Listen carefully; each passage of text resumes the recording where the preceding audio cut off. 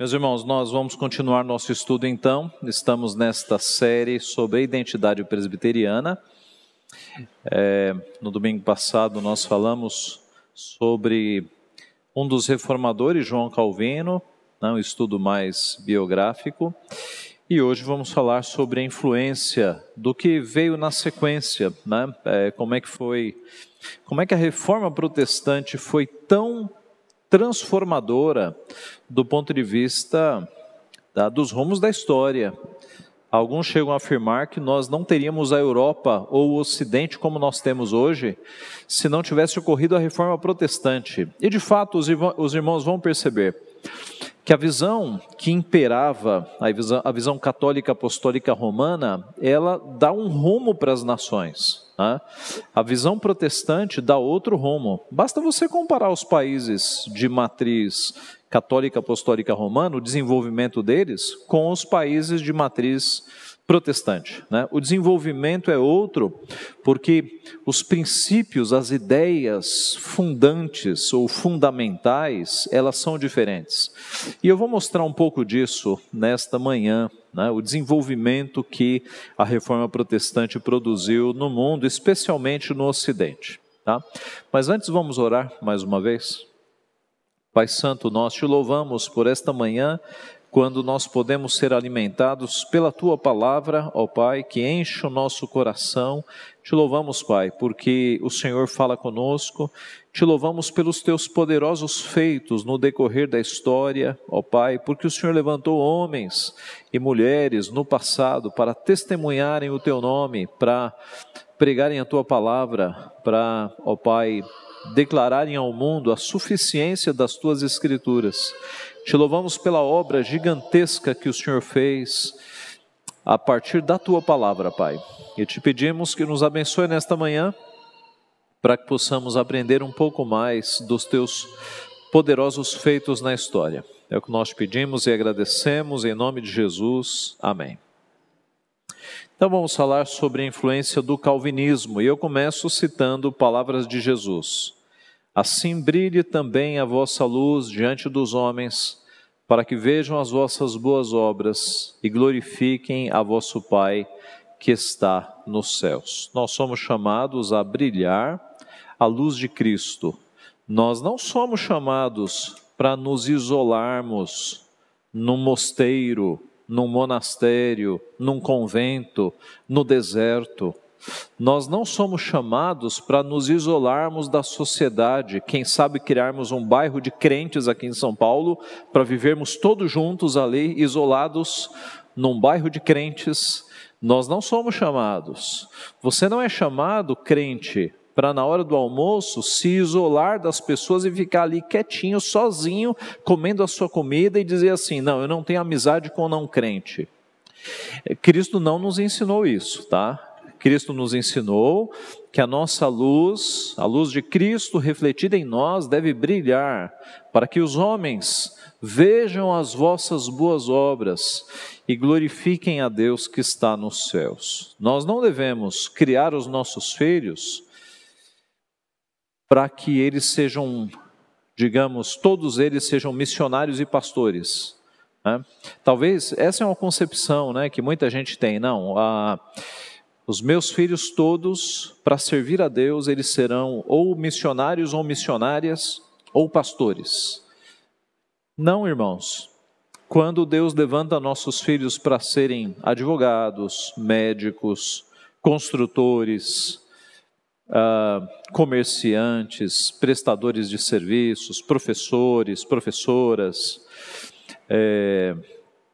e as diversas profissões, artistas, as diversas profissões, quando Deus os coloca essa vocação nos seus corações, é o próprio Deus que está distribuindo vocações para que esses filhos cresçam e nestas áreas eles glorifiquem a Deus. Nestas áreas. Não vai todo mundo ser missionário e missionária. Deus equilibra as vocações na sociedade, chamando alguns para tais vocações e outros para outras vocações. O que seria do mundo se todos fossem médicos? Ou se só houvessem médicos? Ou se houvessem advogados? haveria um desequilíbrio. Então Deus equilibra a sociedade chamando pessoas diferentes. E isso é muito notável, né? Alguns de nós não podem ver sangue, que desmaiam. Né? E não é assim? E tem gente que chama médicos e médicas, que foram chamados para esse objetivo. E assim por diante, né? Sem dar muitos exemplos, nós vemos que os nossos filhos vão glorificar a Deus se eles seguirem a vocação do seu coração, aquele desejo que Deus colocou no seu coração, para que eles sigam uma profissão e eles sejam bons e sejam excelentes nesta profissão e ali eles glorifiquem a Deus. Tá? Há alguns livros que tratam de como podemos glorificar a Deus nas profissões, né? Um deles que eu me recordo agora é o Verdade Absoluta, da Nancy Pearcey. Nancy Pearcey estudou com Francis Schaeffer, né? Que é outro autor que temos muitos livros. E ela mostra como, por exemplo, advogados podem glorificar a Deus usando a sua profissão. Por exemplo, quando chega um casal querendo se divorciar, e aí o advogado, ao invés de falar, ok, vamos divorciar, o advogado pode interceder um pouco ali, tentar fazer quem sabe, uma mediação. É isso mesmo que vocês querem, vocês sabem quais são os prejuízos. O advogado pode usar a sua influência para isso. Um médico, uma médica pode usar a sua profissão, não apenas para automaticamente receitar remédios, mas para ter um olhar mais cuidadoso, mais amoroso sobre o paciente, dar conselhos para o paciente. Um economista, não, pastor, é impossível. Sim, um economista, um contador, ele pode usar os números para a glória de Deus, para fazer em grande escala, né, um economista, digamos, que cuide do país, para fazer uma justiça social, uma retidão através da economia, através dos números, né? Ou numa empresa, para que ajuste os números, não visando ganância, mas visando uma distribuição de recursos. Administradores, chefes, empresários, eu tenho dito isso, eles vão ter um olhar mais cristão, não pagando os salários no piso da categoria, mas oferecendo salários mais dignos para as famílias. Não significa sair, cada categoria tem um piso e um teto, né? Não significa sair do teto, mas por que pagar no piso? Por que você, administrador, vai pagar o mínimo exigido por lei? Se você tem um olhar de mais caridade para com as famílias, você vai dar um salário que dê para a família ser melhor sustentada. Então não pague no piso, quem sabe no meio, quem sabe no teto, mas o ponto não é o piso sindical que estabelece a forma como você vai pagar o teu trabalhador, mas sim um olhar mais humano, né, para que você pense um salário em que a pessoa possa viver com condições mais dignas. Então perceba que o Evangelho não é um assunto só para domingo. O Evangelho é de fato algo que permeia as nossas profissões. Professores, por exemplo, eles não vão estar preocupados em apenas passar ou cobrir conteúdo, mas eles vão ter uma visão mais humana e mais amorosa na construção da vida daquele aluno. Percebe? Se você pensar aí na tua profissão, sempre vai ter um jeito de você glorificar a Deus na tua profissão, tá? É sobre isso que nós vamos falar hoje, porque os nossos irmãos do passado, eles aplicaram o Evangelho em várias áreas, e nós não vamos poder pegar todas, mas nós vamos aqui avançar sobre algumas. Então, primeiro, falemos sobre a influência do calvinismo na educação. Na Idade Média, o analfabetismo era gigantesco. Só quem tinha acesso a estudo eram os filhos dos nobres e os religiosos, né? Alguns ligados à igreja e os filhos dos nobres, logo uma parcela muito pequena da sociedade. A desigualdade social era muito maior do que na nossa época. Então você tinha lá um grupo de privilegiados, o topo da pirâmide, né? Um grupo de pequenos privilegiados que tinham acesso à educação. A maioria esmagadora da sociedade era formada por analfabetos. o estudo era apenas para a aristocracia, né? Aqueles que vinham no poder há muitos anos, geralmente famílias. Você tinha duas famílias ali na Idade Média que eram os banqueiros, né? Uma delas eram os Médicis e tinha uma outra que eu não me recordo agora, mas eles e outras famílias, né, da aristocracia e o clero. Os livros ficavam nos mosteiros. Você não tinha... Veja, a partir da invenção da imprensa, com Gutenberg, em que os livros começaram a ser reproduzidos, né? Antes disso era só na cópia, só na mão. Mas a partir da imprensa, aí os livros começaram a ser reproduzidos, mas ainda assim era um material caro. Então, a maioria dos livros ficava nos mosteiros, o povo não tinha também acesso aos livros. As missas eram em latim. O povo, na sua maioria, também não entendia latim. O povo ia para a igreja e encontrava um sacerdote, um padre, de costas para a congregação, fazendo a sua missa em latim. Então era um período de difícil acesso ao ensino. É aí que surgem os reformadores, né? Lutero começa lá na Alemanha com escola pública e para todos. Calvino com a Academia de Genebra. A Academia de Genebra era uma grande escola, eu vou dar detalhes aqui dos números, né, com os quais ela começou. Ela começou em 5 de junho de 1559, tá? 1559. Só para você ter uma ideia, Calvino nasce em 1509 e falece em 1564, né? Foram 55 anos. Então, aqui já mais perto do final da vida dele, embora ele morreu jovem, né? Mas foi começando aqui em 59. Esta academia era anexa à Catedral de Saint-Pierre, que ainda está lá, né? Essa catedral. Começou com 2 níveis, colégio e seminário. Então você tinha o estudo, digamos, secular, né, para os adolescentes, para crianças, adolescentes e jovens, e também o estudo para formação de pastores. O colégio começa com 280 alunos, o seminário em 3 anos tinha 162 alunos. No domingo passado nós vimos que Genebra e a Academia de Genebra acabou tornando-se um celeiro de missionários, né? Muitos missionários foram mandados para o mundo para levar o evangelho genuíno. No ano da morte de Calvino, em 64, ela contava com 1.200 alunos no colégio e 300 alunos no seminário. Era uma potência de fato, né? Para os irmãos terem uma ideia, embora é só um seminário, mas o seminário que nós temos aqui em São Paulo, o seminário Reverendo José Manuel da Conceição, nós temos 170 alunos. Estamos em 2022, né? Você imagine, na Genebra de Calvino, um seminário com 300 alunos. Era um potencial enorme, né? E por isso que eles mandaram tantos missionários ao redor do mundo. Ambas as escolas eram gratuitas, precursoras da educação pública moderna, conforme nos aponta um historiador. Tá? Isso era revolucionário, né? Você ter escolas agora gratuitas, porque, como eu disse, a educação era só para os nobres, né? E agora o povo poderia ter acesso à educação. Já na Academia de Genebra, você tinha um departamento de Direito e de Medicina. Olha que interessante, né? Note que a Academia de Genebra não era só um seminário. Você já vai ter cursos superiores funcionando lá também, Medicina e Direito.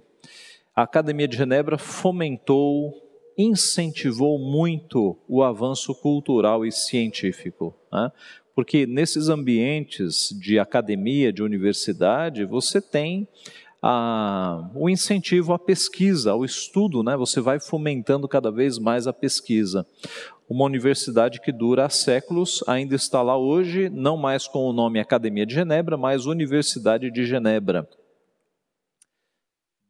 Em termos de educação, então, é isso que foram as nascentes, né, ali do movimento da reforma, do ponto de vista da educação. Houve desdobramentos depois. Você tem, alguns séculos depois, um indivíduo chamado Amos Comenius, que também seguiu essa linha reformada e é reconhecido. Quem faz pedagogia, em algum momento vai entrar aí vai tomar conhecimento sobre Amós Comênios, que foi também um indivíduo que, usando princípios da reforma, ele ampliou estes princípios, né, dentro da área da pedagogia. Na questão social, a influência do calvinismo na ação social. Genebra recebeu um enorme contingente de refugiados vindos da França, Itália, Inglaterra, Espanha e Holanda. Por quê? Porque havia perseguição religiosa. Então, nos países católicos, a Inquisição torturava e matava protestantes. Qual era a solução? Sair destes países, ir para países ou para cidades protestantes. E Genebra era uma dessas cidades refúgio, né? Havia várias na Europa, mas Genebra era uma delas. Então, Genebra recebeu um contingente de refugiados gigantesco. Entre 1550 e 60, apenas 10 anos, a sua população saltou de 13.100 habitantes para 21.400 habitantes. Só para você pensar um pouco, imagine que aqui em São Paulo acontecesse algum problema no estado vizinho e de repente a população de São Paulo quase dobrasse. Imagine o tanto de gente morando na rua, o tanto de gente sem condição nenhuma de moradia, digamos, de higiene. Imagina o caos social que seria. Tá? Isso aconteceu em Genebra, né? Em 10 anos, a população saltou de 13 mil para 21 mil. Tá? Refugiados que chegavam com as suas famílias, com crianças inclusive, sem trabalho e sem recursos. Então note que agora você tem um grande problema social para ser resolvido, e você pode resolvê-lo do ponto de vista secular, como alguns países resolveram, a França, daqui a pouco eu vou citar, ou com o Evangelho, com princípios do Evangelho. Em Genebra, Calvino institui, em 41, embora ele institui antes, né? Antes desta grande migração, você já tem em Genebra o diaconato para o cuidado dos pobres e doentes. Por quê? Porque Genebra, antes da revolução não, né? Antes da reforma protestante, antes do trabalho de Farel, inclusive, Genebra tinha problemas sociais já graves, mendicância, prostituição, tá? Em 41, Calvino institui o diaconato para o cuidado dos pobres e dos doentes. O que era isso? O diaconato de Genebra era, de fato, uma grande tropa de diáconos que não agiam só na igreja, agiam na cidade, né? Catalogando quais eram as famílias que precisavam de recursos, levantando todos os dados. Essa é uma classe de diáconos, aqueles que iam às ruas para levantar as necessidades do povo que morava na rua, e uma classe de diáconos que trabalhava com os empresários, com aqueles que tinham mais dinheiro, para conseguir recursos. E aí eles distribuíam esses recursos. Agora, os recursos não eram distribuídos assim, né? Ninguém jogava dinheiro na rua. Os recursos eram distribuídos mediante condições que tinham que ser cumpridas. Então, a pessoa que ia receber ajuda, ela tinha que cumprir, ela tinha que ter o compromisso, né, de ter uma vida regrada. Digamos, alguém que recebesse dinheiro para ficar na bebida, ele ia parar de receber dinheiro. A ideia é que vários critérios eram utilizados para que os vícios não fossem alimentados, por exemplo. Tá? Eram oferecidas condições de trabalho era oferecido para as pessoas. Tá?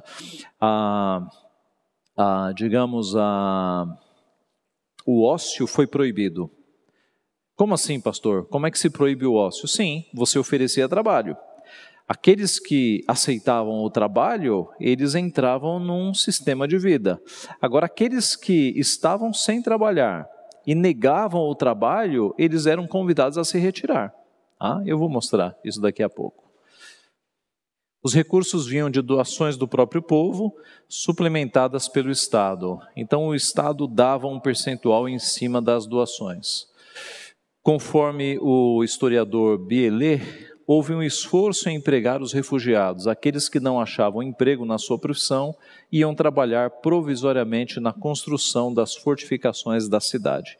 Iam trabalhar de pedreiros fazendo muros, né? Então, trabalho tinha, ok? A mendicância, a prostituição e a ociosidade foram proibidas. Proibidas por quê?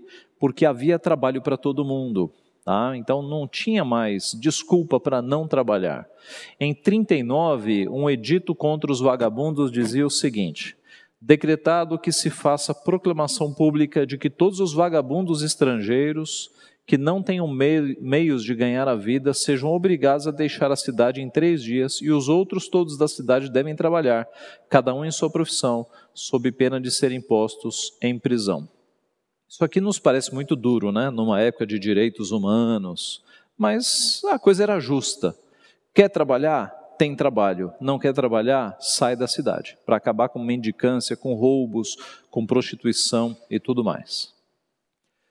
Mendicância, prostituição e ociosidade foram proibidas, pois os reformadores estão constantemente preocupados com a formação profissional da população em geral e da juventude, dos sinistrados e dos refugiados em particular. Em 29 de dezembro de 45, Calvino interveio junto ao Pequeno Conselho para que fosse desenvolvida a indústria de tecelagem a fim de gerar empregos ao povo. Genebra, como nós já vimos, era constituída por vários conselhos que iam administrando a cidade. E Calvino intercedeu para que se criasse uma indústria de tecelagem, que ia abrigar muita gente para trabalhar.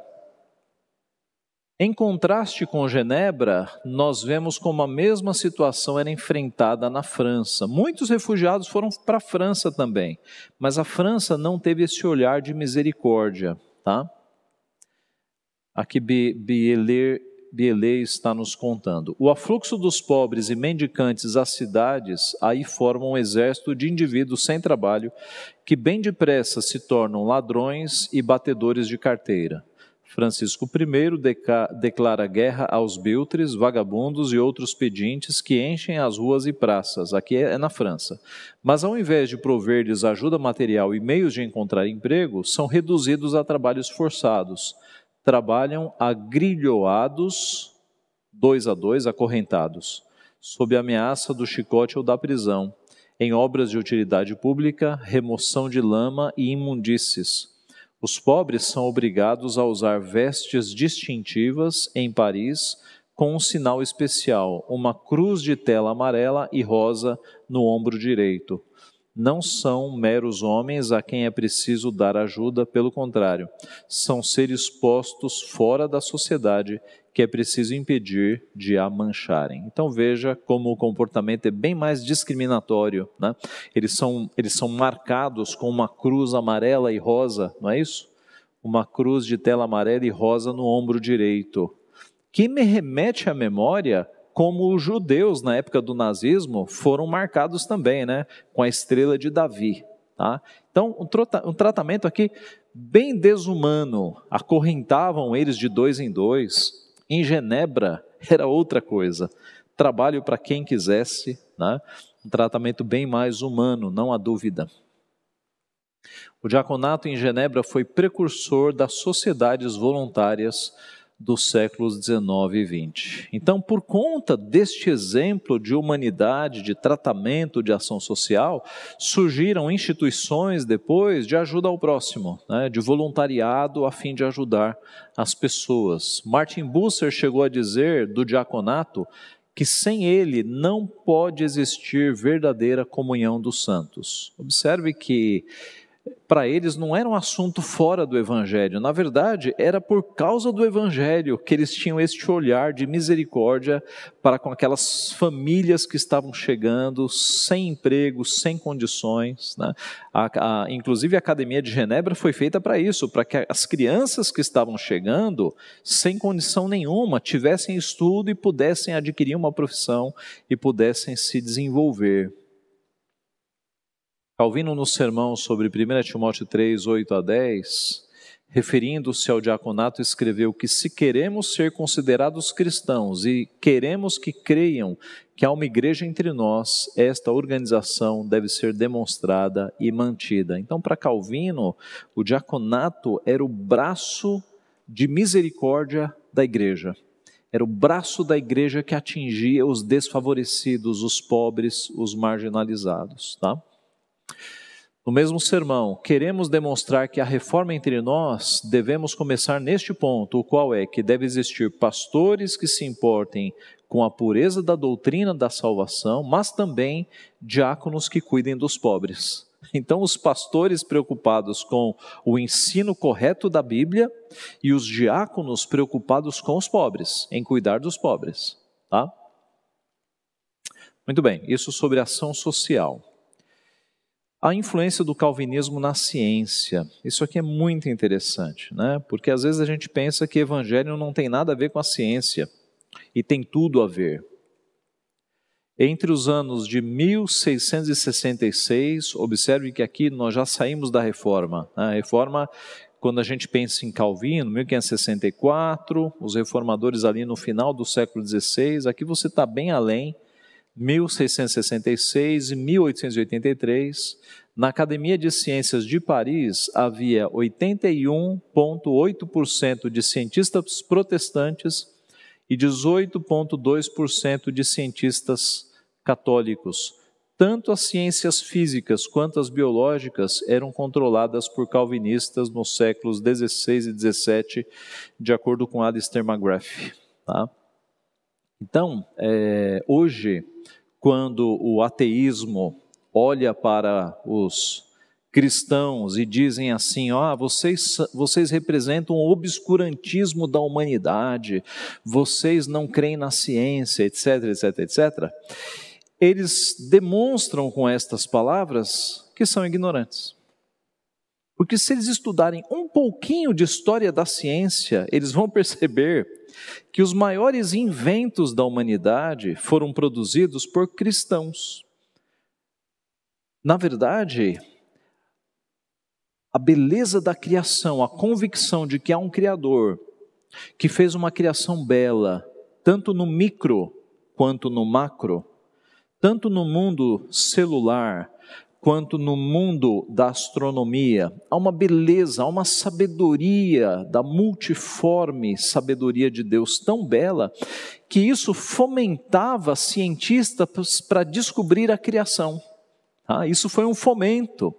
Então, aqueles que tinham mais motivos para explorar a natureza, para descobrir as minúcias da criação, eram os cristãos, especialmente os de matriz reformada, né? Porque criam que Deus se revelava também no mundo natural, né? A chamada revelação geral. É por isso que você tinha tantos protestantes dominando a ciência neste período, tá? Calvino deu um fundamental impulso religioso à investigação científica da natureza, pelo fato de que esta era vista como um modo de discernir a sábia mão de Deus na criação. Então veja, quando você vai analisar formigas, por exemplo, você não precisa nem ser um cientista, né? Quem que criança nunca ficou observando o caminho das formigas, né? Quando você analisa a beleza que há nas criaturas menores que Deus fez, você está glorificando a Deus. E cientistas bem orientados pela palavra de Deus, eles vão pesquisar a criação de Deus e glorificar a Deus em todas as descobertas que eles fizerem, né? Calvino, no prefácio ao Novo Testamento, produzido por seu primo Olivetan, lembram-se disso? Tudo indica que Calvino foi convertido pelo Senhor por influência do seu primo Olivetan, né? E esse primo, ele traduziu o Novo Testamento e chamou Calvino para fazer o prefácio. E no prefácio Calvino diz: as Escrituras nos fornecem os óculos por intermédio dos quais nós podemos enxergar o mundo como a criação e a expressão de Deus. Elas nos fornecem um acervo infalível de informações astronômicas e médicas que nunca pretenderam fazê-lo. As ciências naturais são desta forma, efetivamente. emancipadas das restrições teológicas. Então, Calvino está dizendo que as Escrituras nos fornecem os óculos pelos quais nós enxergamos a realidade. Gustavo tocou nesse ponto no sermão, né? As Escrituras são os óculos, e com estes óculos corretos, nós podemos olhar para a criação, para tudo que Deus criou, e ver a glória de Deus, ver que a criação é de fato uma manifestação da glória de Deus, como alguns chamaram, é um teatro da glória de Deus. O mundo, a criação toda é um teatro que manifesta a glória de Deus. Calvino, comentando o Salmo 8º, versículo 1, existe diante de nossos olhos, em toda a ordem da natureza, os mais ricos elementos a manifestarem a glória de Deus. Em outras palavras, para aquele que é crente, você olha para o mundo e você vê a glória de Deus, né? Mesmo o mundo caído, mas você vê a glória de Deus. Você olha para as flores e nas cores das flores você vê a sabedoria de Deus. Você olha para os insetos, para os animais domésticos, para os animais selvagens, para as estrelas, você vê Deus em tudo. Deus está revelado, os atributos de Deus estão plenamente visíveis em toda a criação. Abraham Kuyper, muito tempo depois de Calvino, defendeu que o decreto de Deus e, por consequência, a estabilidade das leis físicas são um impulso para o estudo científico. Salmo 19, 1 e 2, os céus proclamam a glória de Deus e o firmamento anuncia as obras das suas mãos, um dia discursa a outro dia e uma noite revela conhecimento a outra noite. A ideia da estabilidade, um dia se comunicando com outro dia, uma noite se comunicando com outra noite. Você não tem um dia hoje, o sol ele não vai atrasar, né? Nem a lua vai atrasar, você tem uma estabilidade na ordem da criação, porque Deus quem comanda a criação, pela palavra do seu poder. E tudo isso é um impulso, e foi um impulso no passado, para homens crentes irem para a astronomia, para estudar os astros, né? Como é que o mundo dos grandes astros funcionam? Tudo está seguindo as ordens de Deus. O livro da natureza e a graça comum, né? A ideia de que, como o salmista disse, os céus proclamam a glória de Deus e o firmamento anuncia as obras das suas mãos. Deus se revela por meio da sua criação.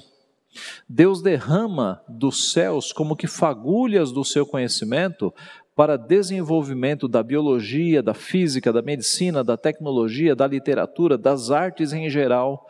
Logo, investigação científica e busca por conhecimento é a apropriação do conhecimento que vem de Deus. Em outras palavras, se Deus é o Pai de todo o conhecimento que existe no mundo, que já está disponível e que ainda não está disponível, porque nem todas as invenções já foram feitas, nem todos os livros já foram escritos, nem todas as composições musicais já foram manuscritas, ainda há muito conhecimento de Deus a ser despejado por sobre a humanidade. E se Deus é o Pai de todo o conhecimento e toda a verdade é verdade de Deus, e assim nós cremos, onde é que nós vamos buscar este conhecimento todo, senão no derramar das fagulhas do conhecimento de Deus por sobre a humanidade? Quando a ciência avança é porque Deus soltou o conhecimento. Quando a tecnologia avança é porque Deus soltou o conhecimento. São como que fagulhas do conhecimento de Deus que Ele vai despejando na humanidade para que a humanidade avance. Quando uma doença que não tinha cura, descobre-se finalmente a cura, não foi por esforço humano, foi porque Deus permitiu. Ele derramou fagulhas do seu conhecimento na cabeça de algum cientista e ele descobriu. Tá? Então, Deus é o Pai de todo conhecimento, né? E a sociedade avança em conhecimento porque Deus vai permitindo, Deus vai soltando as fagulhas do seu conhecimento. Na Idade Média, a verdade estava aprisionada pelo romanismo, o tribunal da Santa Inquisição. Nós já vimos isso, né? A Igreja Católica Apostólica Romana se julgava detentora de toda a verdade, não apenas verdade religiosa, mas em todas as áreas. Então, Galileu Galilei teve que se retratar porque ele confirmou as teses de Copérnico. E o que Copérnico descobriu? Que o nosso sistema não era geocêntrico, que a Terra não era o centro do universo e nem do sistema, que o nosso sistema era heliocêntrico, o Sol como centro. Mas a igreja não concordava com isso, então ele teve que se retratar. Tá? Então a igreja se julgava detentora do conhecimento e da verdade, e ela aprisionava esta verdade. O retorno à predestinação retirou o poder de Roma quanto à excomunhão. Então a ameaça era: se vocês não concordarem conosco, vocês vão para a Inquisição, para o tribunal, ou vocês vão ser excomungados. E até os reis voltavam atrás diante da ameaça de excomunhão, porque naquela época era o seguinte: se a Igreja Católica fechasse as portas, a pessoa estava no inferno. Então se a Igreja Católica excomungasse alguém, este alguém estaria no inferno. Os reformadores voltaram às Escrituras, e eles perceberam pelas Escrituras que não é bem assim, que pelas Escrituras é Deus quem salva um povo, e na eternidade, Deus na eternidade tem os seus eleitos. Isso tirou o poder da Igreja Católica. O povo começou a abrir os olhos e a perceber que a salvação pertencia a Deus e não à Igreja. E aí acabou o poder da igreja de ameaçar as pessoas com o inferno. Porque Deus na eternidade havia dito quem se salvaria e quem não se salvaria. Isso tirou totalmente o poder da igreja. As universidades reformadas incentivaram o progresso científico, como nós já vimos. Se você fizer uma lista dos maiores inventores e dos maiores ganhadores do Prêmio Nobel da Ciência, muito mais da metade, muito mais, eu chutaria aí uns 80%, eram cientistas que criam em Deus, a maioria de cristãos. Tá? Eu tenho essa lista, eu posso depois compartilhar.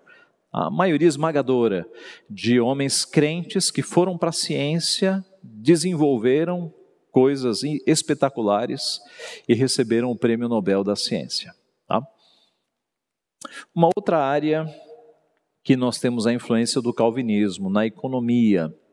E aqui nós podemos falar da ética protestante. Né? E eu vou ser bastante rápido aqui, porque isso é um assunto que daria só para uma aula. Tá?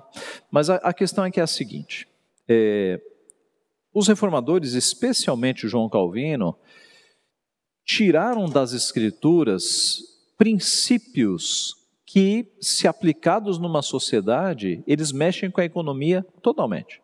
Tá? É aquilo que eu falei de ideias fundantes de um país. Okay? O que Calvino, indo para as Escrituras, descobriu? Que se você trabalhar com o princípio bíblico da frugalidade, da vida simples, da não ostentação, tá? Então, se eu posso ter uma calça de R$100, por que eu vou comprar uma calça de R$1.000? Tem gente que compra, não tem? Não precisa levantar a mão, não. Mas eu desconfio que tem gente que compra calça de R$1.000, né? Você pode ter uma de 100. Aí, se tem uma etiquetinha com um nome lá, vira 1.000. Tá? Então, a vida simples é isso, é você não ficar ostentando, é você comprar aquilo que você precisa de fato. Então, a Bíblia ensina isso, como nós vimos agora pela manhã, a vida simples. Se você tem vida simples, sem ostentação, considerando que não somos donos, mas somos mordomos, como assim, pastor, eu não sou dono? É claro que não é. Você vai morrer e a tua calça de R$1.000 vai ficar para alguém. E quando essa pessoa morrer, se ela estiver ainda resistente, vai ficar para outra pessoa. Nós usamos os bens, mas nós partimos e deixamos tudo. Nós somos mordomos. Nós temos aí, digamos, um contrato de usufruto dos bens que são de Deus. É Deus quem tem tudo. Ao Senhor pertence a terra e tudo o que nela há. Tá? E Paulo diz em 1 Timóteo que nós chegamos a este mundo sem nada e sem nada partimos. Então, já para quebrar a nossa arrogância, nós não somos donos de nada, tá? A gente está apenas usando as coisas que são de Deus. Logo, nós devemos zelar. Quando eu tenho um bem que, entre aspas, eu acho que é meu, eu posso falar assim, é meu, eu faço o que eu quiser. Agora, quando você tem a consciência de que aquilo que está na tua mão não é teu, mas é de Deus, se é de Deus, eu vou zelar, né? Imagine que o teu vizinho vá viajar, vai ficar um mês fora e fala, olha, fica com o meu carro, cuida dele. você vai ter um medo, né, de bater esse carro, não vai? Porque não é teu, você vai zelar. Então, aplique isso a sua vida inteira. Tudo que nós temos não é nosso, é de Deus. A gente tem que zelar. Vida simples, sem ostentação. Consideremos esta engrenagem aqui do trabalho. A Bíblia diz que trabalho é bênção, trabalho não é maldição. Lembre-se que o trabalho foi criado antes da queda. Antes da queda, Adão já trabalhava, não trabalhava? Você lembra que Deus chama Adão e fala, cuide desse jardim, dê nome aos animais. Antes da queda já havia trabalho, logo o trabalho não é uma coisa amaldiçoada. O trabalho, ele recebeu uma maldição depois da queda, ele ficou mais duro, agora é com suor, é com muito trabalho. Mas antes, ele já havia trabalho. E aqui que você divide o mundo. Tá? O catolicismo romanista, ele defendeu sempre que trabalho é maldição. Logo, quanto menos você colocar a mão na massa, mais abençoado você será. Esta é a visão romanista de trabalho. Para o romanista, o melhor trabalho, sabe qual é? A contemplação. É o que os padres fazem. Eles ficam lá no mosteiro contemplando. Contemplando o quê? Ora, pensando, por exemplo, em quantos anjos cabem na ponta de um alfinete, se Adão e Eva tiveram um umbigo, coisas muito práticas, né? Com uma relevância muito prática para a sociedade. Isso é contemplação. Contemplando, contemplando. Por quê? Na visão romanista, o trabalho é maldição, então quanto menos mão na massa ele for, melhor, mais abençoado. Logo, a contemplação é o suprassumo do trabalho. Tá? Os reformadores, na Bíblia, perceberam que trabalho não é maldição, trabalho é bênção. Adão já trabalhava antes da queda. Pela Bíblia, você tem Paulo, por exemplo, dizendo, quer comais, quer bebais, ou façais outra coisa qualquer, fazei tudo para a glória de Deus.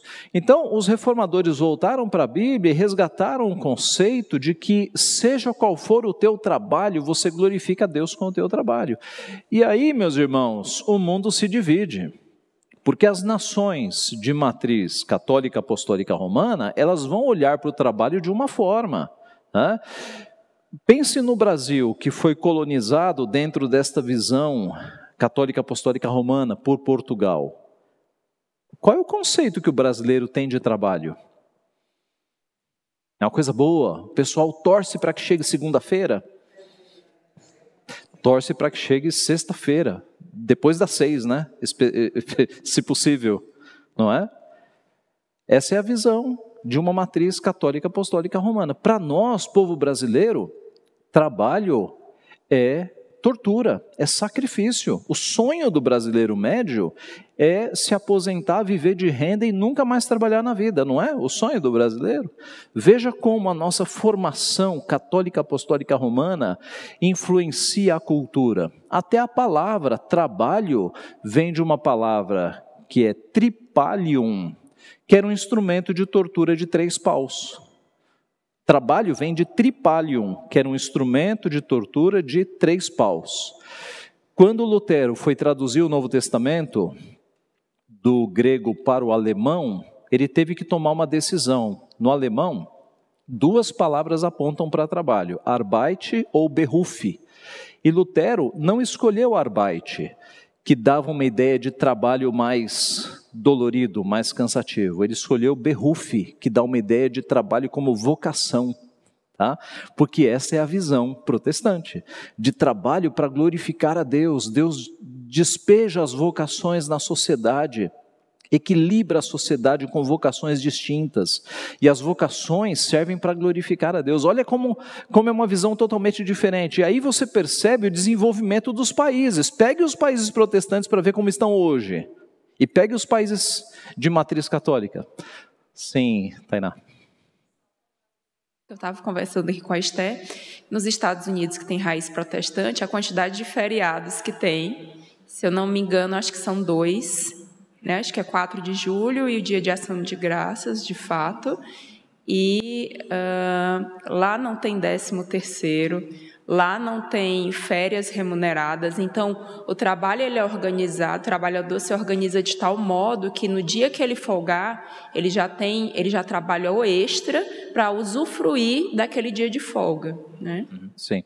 E se nós compararmos em termos de idade, o Brasil e os Estados Unidos é mais ou menos a mesma idade, não é? São pouca diferença. E veja o desenvolvimento.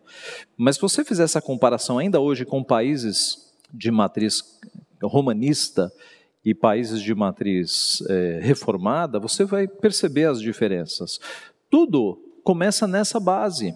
Se você tem um povo que trabalha apenas por obrigação e fica torcendo para chegar o sábado e o domingo, e do outro lado você tem um povo que trabalha para fazer o melhor, para glorificar a Deus, ora, deixe passar as décadas para você ver o desenvolvimento destes países, tá? Os irmãos mais velhos devem se lembrar de um seminarista que nós tivemos aqui, que os pais moravam no sul do país, ele era descendente de holandeses. Lembram, num loirinho alto, né? Pois uma vez os nossos jovens foram visitar ele, na casa dele lá no sul, e se depararam com uma fazenda enorme, com gente muito bem de vida, financeiramente falando. Todo mundo trabalhando na roça. Todo mundo trabalhando, porque a visão do europeu de matriz, né, protestante é que é o seguinte: você tem ou não tem dinheiro, você está com a mão na massa, trabalho dignifica o homem.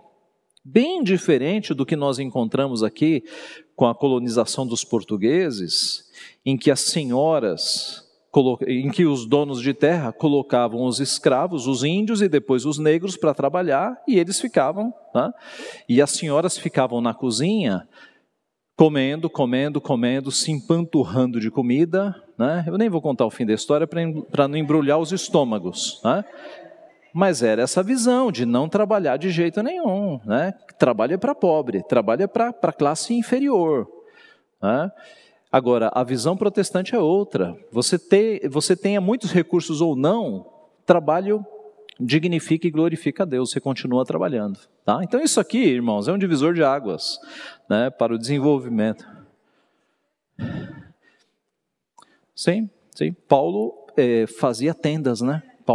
Quando Paulo chegava numa igreja que ele percebia que ele não ia ter recursos, ele ia trabalhar, fazer tendas, né, e dividir o tempo fazendo exatamente isso. Então veja, se você tem o trabalho dentro da concepção bíblica, de que você glorifica a Deus e você trabalha com afinco, mesmo que o chefe não esteja, porque o teu compromisso não é com o chefe, teu compromisso é com Cristo. Você é o melhor funcionário não para agradar o chefe, para agradar a Cristo. Não temos tempo de entrar, mas os textos nos mostram isso. Você vai ser um excelente funcionário, você talvez vai ser o melhor funcionário com essa motivação. Sendo o melhor funcionário, você vai ter salário e vai ter dinheiro. E tendo dinheiro, se você tiver uma vida simples, você não torrar o teu dinheiro, se você tiver uma vida simples, vai sobrar dinheiro, não vai? Aí você tem poupança. E se você tem poupança, pastor, aí eu vou enricar. Não, a poupança é para ajudar aquele carente. Tá? Efésios 4:28, aquele que furtava, não furte mais, antes trabalhe, para que tenha com que acudir ao necessitado. Então, o objetivo do trabalho e da sobra de recursos é você ajudar o mais pobre. Pense nisso aplicado numa sociedade. As pessoas trabalhando com afinco, gastando pouco, tendo dinheiro para ajudar o próximo. Genebra. Isso aconteceu em Genebra. Tá? A desigualdade social em Genebra, ela quase foi suprimida, porque os governantes, e Calvino liderando, mostravam que aqueles que tinham recursos tinham que ajudar os mais pobres, né, para desfazer essa desigualdade. Sim, Silvana. Nessa sociedade, né, que em Genebra, que quase anulou aí a desigualdade social, o interessante é que o foco, né, da reforma, o pecado é pessoal. O pecado não é estrutural, como existem hoje vertentes, inclusive evangélicas, que colocam como o pecado é estrutural, o negócio é a reforma social, porque a gente tem que... E não é. Aí a reforma genuína, ela vai no ponto. Onde é que está?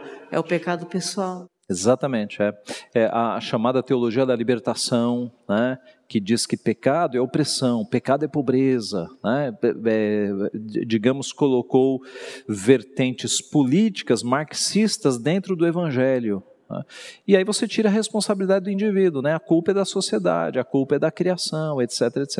Né, a Bíblia mostra que a culpa é nossa, o pecado é nosso, e em Cristo é que nós temos essa libertação. Então, do ponto de vista da economia, irmãos, essas engrenagens, elas fazem com que uma sociedade seja alterada de fato. Tá? Crentes trabalhando com afinco, glorificando a Deus, recebendo salário e não ostentando, mas continuando tendo uma vida simples, com as mesmas roupas, né? Uma vida simples, a sobra para ajudar o próximo. Você tem de fato uma mudança na sociedade com isso.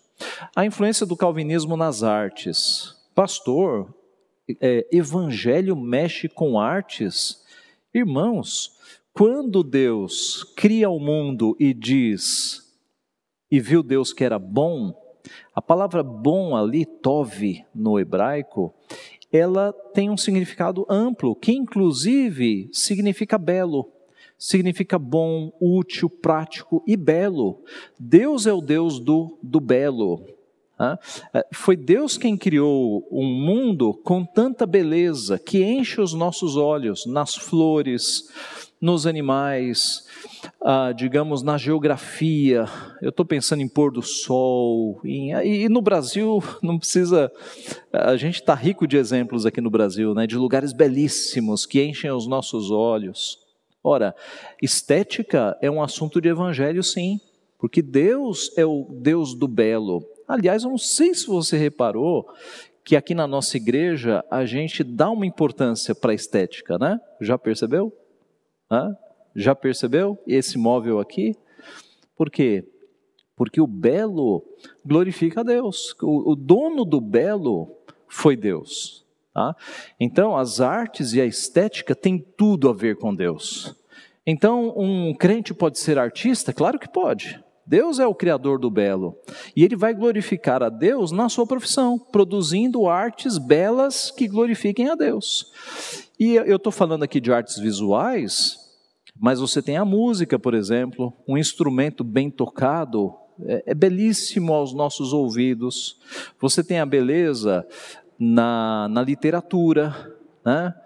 O quanto um poema bem escrito, uma poesia, nos emociona, a beleza da combinação das letras, né? Um livro bem escrito, como mexe conosco, a beleza da literatura. Então, estética é um assunto, meus irmãos, que tem tudo a ver com a criação de Deus, com o Evangelho. Deus fez um mundo belíssimo. Acho que eu já contei para vocês, né? Há uns anos atrás, indo lá para os Lençóis Maranhenses, eu fui pregar em São Luís do Maranhão, e os nossos irmãos nos levaram para conhecer os Lençóis Maranhenses. Alguém já foi lá?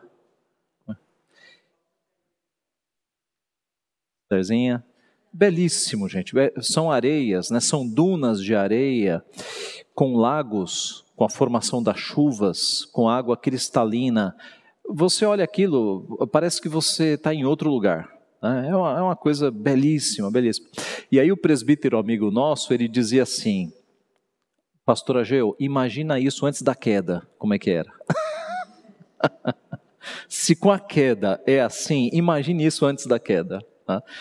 Então, meus irmãos, Deus fez tudo muito belo, né? Deus fez coisas belíssimas. O pecado bagunçou, corrompeu, mas ainda assim resta beleza. E essa beleza deve ser buscada pelos crentes para glorificar a Deus. Calvino, escrevendo sobre a arte nas tendas de Jubal, Gênesis 4, que inventou a harpa e o órgão ou instrumentos, né, diz que esta passagem apresenta os excelentes dons do Espírito Santo. De fato, ali nos primeiros capítulos, você tem Jubal como o pai daqueles que tocam, tá? Em seu comentário de Êxodo, ele declara que todas as artes vêm de Deus e devem ser consideradas como invenções divinas, porque se Deus é o Deus do belo, da beleza, é Deus quem criou isso e aí isso se reflete nas artes. Aqui, não por acaso, eu coloquei um quadro de Rembrandt, tá? Rembrandt é dessa escola holandesa de artistas protestantes, tá? Então, quando você vê um Rembrandt, que é essa beleza, mas Rembrandt trabalha muito com a questão das luzes, são pinturas belíssimas, belíssimas, né? Hoje em dia isso está muito bagunçado, né, gente? Está muito bagunçado. O exemplo típico é de uma exposição que aconteceu no começo do século passado, em que colocaram, eu não sei se foi em Nova York isso, colocaram um instrumento de banheiro, eu não sei se era um mictório ou se era uma privada, numa exposição. Já viu isso, Davi? E aí deixaram lá no museu e as pessoas apreciando, olha que arte. Mas não é assim hoje, você vai em algumas exposições de arte, aí você vê um quadro que você fala, rapaz, eu fazia isso por R$10. Aí o quadro é R$1 milhão, um rabisco. Isso aí eu faria por R$10. Né? Então, a arte foi totalmente distorcida. Essa era uma época que a arte era usada para glorificar a Deus, para reproduzir, por exemplo, a beleza do corpo humano. Pense nas esculturas que eram feitas no passado, que os escultores, eu acho que eles tinham conhecimento de anatomia, não é, Tainá? Porque você percebia os músculos, as veias, tudo perfeito. Então, era o uso da arte para glorificar a Deus. Você olhava para uma escultura daquela e falava, olha só a habilidade que Deus deu para estas pessoas para reproduzirem com perfeição em pedra o corpo humano. Exatamente, Pegando dessa turma aí, Johann Sebastian Bach, que era crente, era luterano, que fazia peças para no domingo serem tocadas. Havia uma arte, os irmãos sabem que música é arte e é matemática, né? As notas, as vibrações das notas,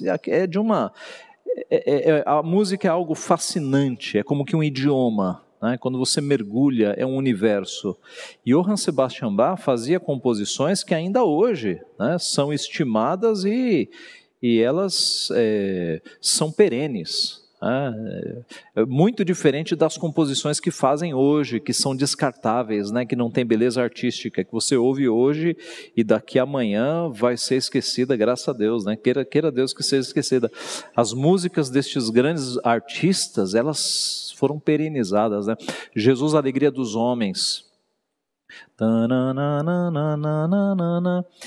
Quem estuda música mostra, e eu estou pensando aqui em palestras de Parcival Módulo, um regente presbiteriano.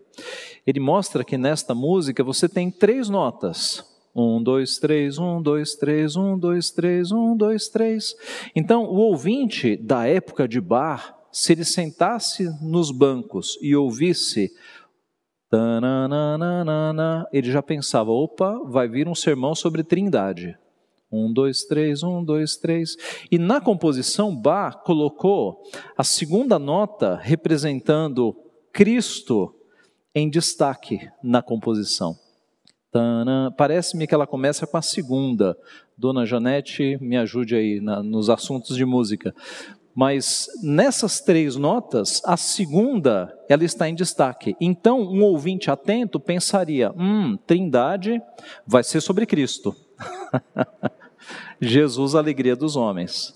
Então, veja como a arte bem feita glorifica a Deus. Então, belo exemplo aí das músicas também. Como portador da imagem de Deus, o homem possui a possibilidade tanto de criar algo belo, como de deleitar-se nele. Está lá no livro do Kuyper, né? As palestras de Kuyper, mostrando que nós somos portadores da imagem de Deus, ainda que quebrada, mas ainda existe em nós. E nós temos a possibilidade de criar coisas belas e de nos deleitarmos no que é belo, né? Então, eu gosto de pensar o seguinte, que uma bela música é algo que dá prazer aos ouvidos, né? Uma bela arte é algo que dá prazer aos olhos. Uma bela literatura, um belo poema é algo que dá prazer às emoções. Então, tudo nós podemos nos deleitar nas artes que vêm de Deus. Aqui um Rembrandt também, né? Veja a composição entre sombras e luzes, é uma coisa impressionante. O mundo dos sons, o mundo das formas, o mundo das cores e o mundo das ideias poéticas não pode ter outra fonte senão Deus.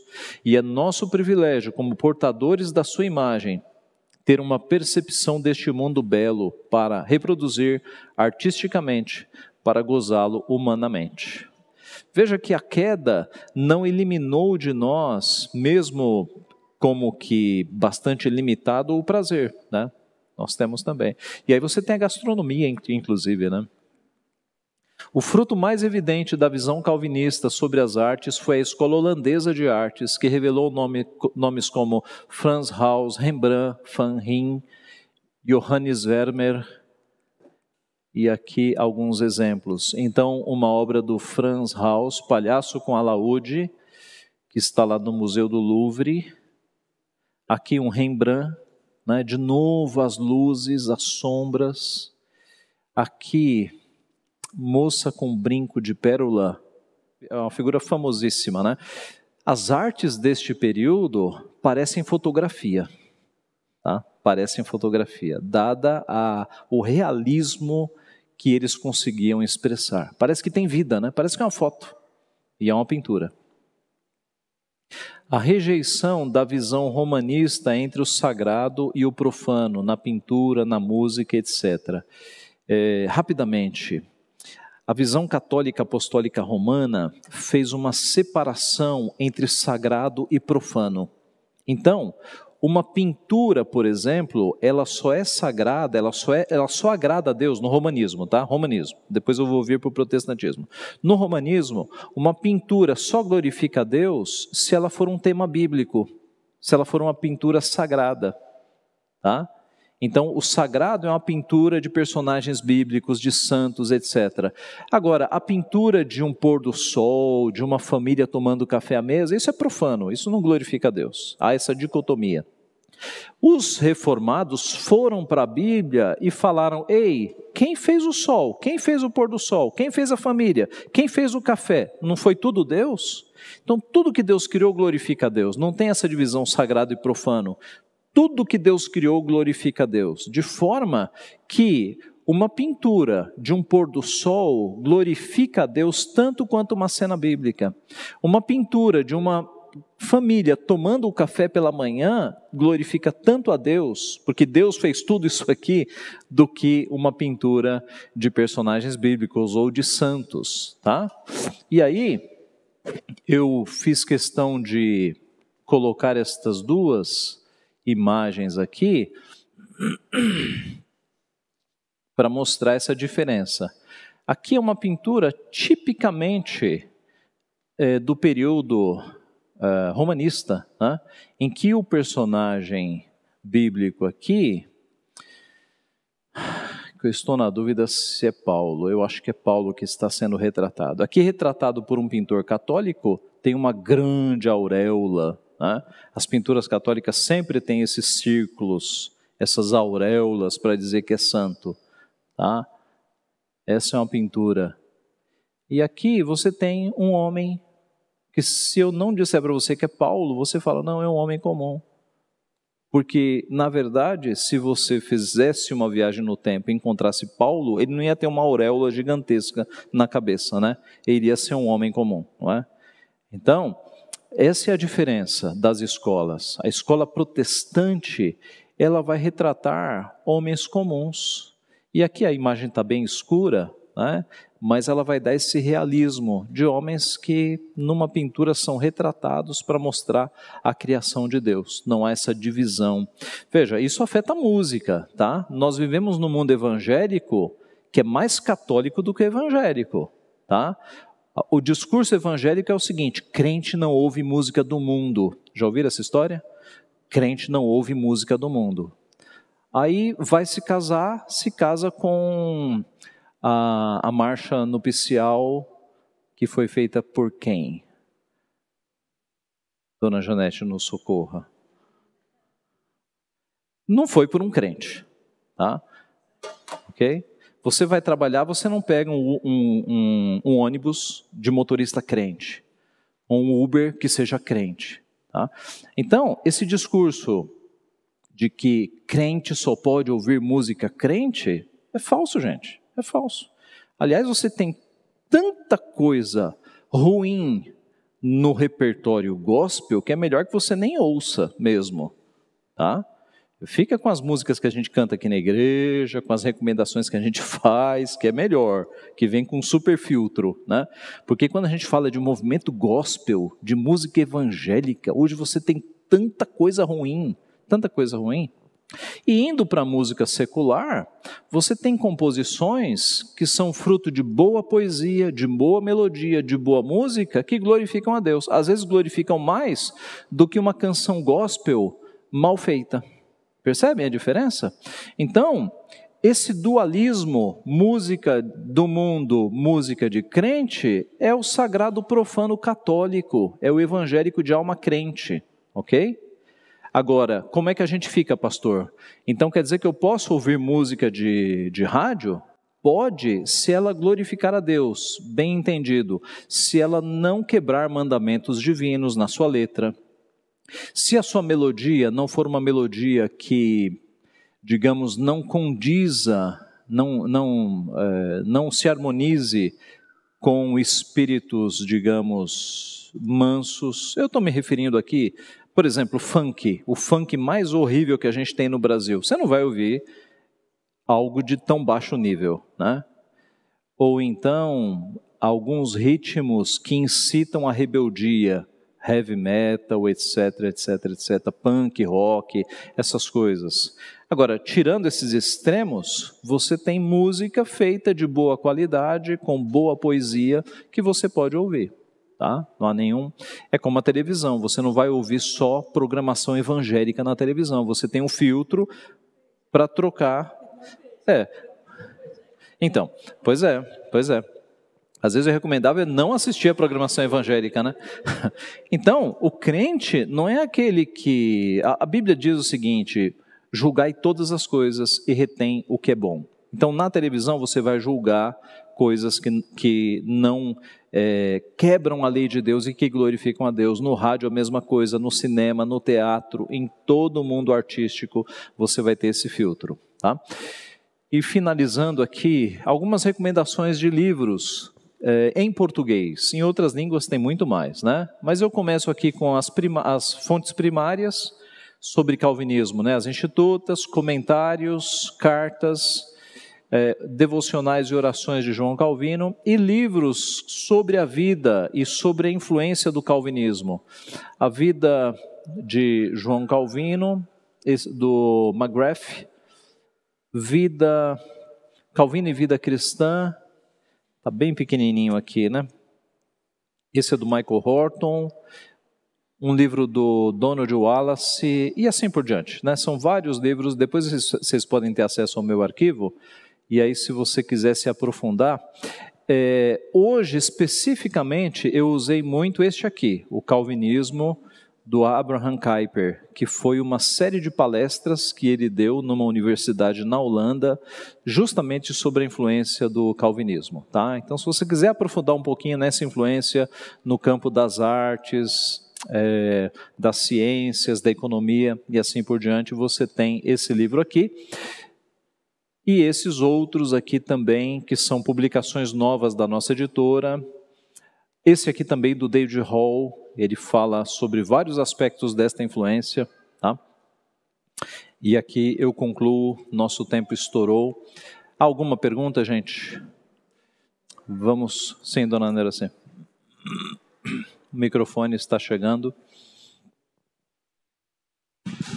Quanto ao belo, que Deus é o Senhor do belo, nós temos uma grande mostra da beleza de Deus no templo, porque quando Deus, ou mesmo na tenda da congregação, quando Deus chama Moisés no alto do monte e fala, tenha cuidado de fazer segundo tudo quanto eu te mostrei. Então Deus deu um modelo, e se a gente for prestar atenção nos detalhes do texto, coisas maravilhosas, e Ele capacitou aqueles homens para fazer todos aqueles entalhes, aquelas obras de arte mesmo, em ouro, em prata.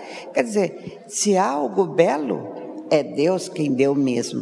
Porque tudo que Ele... Se for mesmo no templo de Salomão, tudo que foi feito, todos aqueles trabalhos de querubins e de flores, nossa, é algo assim. E Deus dá a recomendação para Moisés, faça como foi te mostrado. Quer dizer, Deus não deixou ao bel prazer deles. Ele mostrou o belo para que fosse feito. Então, o belo pertence a Ele. Outro dia eu estava conversando com os meus filhos, porque depois que foram tirar todas essas placas de coisas da cidade, às vezes você passando pelo centro, a gente vê cada construção, que eu falei para a Vânia, eu fico imaginando há tempos atrás, todos esses entalhes, essas coisas que foram feitas nesses prédios, como que tantos anos atrás teve gente capacitada para fazer todo esse trabalho? Porque é coisa que é só Deus para dar mesmo entendimento, e naquela época que não havia o que há hoje, não é mesmo? Então são coisas maravilhosas que é só Deus. Não, o exemplo da senhora é perfeito. Bezalel e Aholiabe foram homens que Deus encheu de conhecimento artístico para fazer o tabernáculo. E o tabernáculo era, de fato, um show, no melhor sentido das palavras, aos olhos, porque havia ouro, prata, bronze e elementos artísticos, né? Era arte para todos os lados, mostrando, como a senhora está chamando a atenção, que Deus é o dono do belo mesmo, né? Deus é o dono do belo. Vamos orar para encerrar. Pai Santo, te louvamos por tua palavra, te louvamos pelo conhecimento que ela nos traz, pelos teus poderosos feitos na história da humanidade. Te louvamos, Pai, porque o Senhor levantou estes homens para colocar em prática a tua palavra em tantas áreas diversas, e pedimos a tua graça para que nós continuemos este trabalho, glorificando ao Senhor nas vocações em que o Senhor nos colocou, ó Pai, nas diversas áreas da sociedade. Abençoa-nos para que façamos isso e que passemos esta visão também às futuras gerações, de glorificar o teu nome nas áreas em que o Senhor cada um os chamou, Pai. Abençoa-nos neste dia, dá-nos o descanso que precisamos e comunhão contigo. É o que nós te pedimos e agradecemos em nome de Jesus. Amém.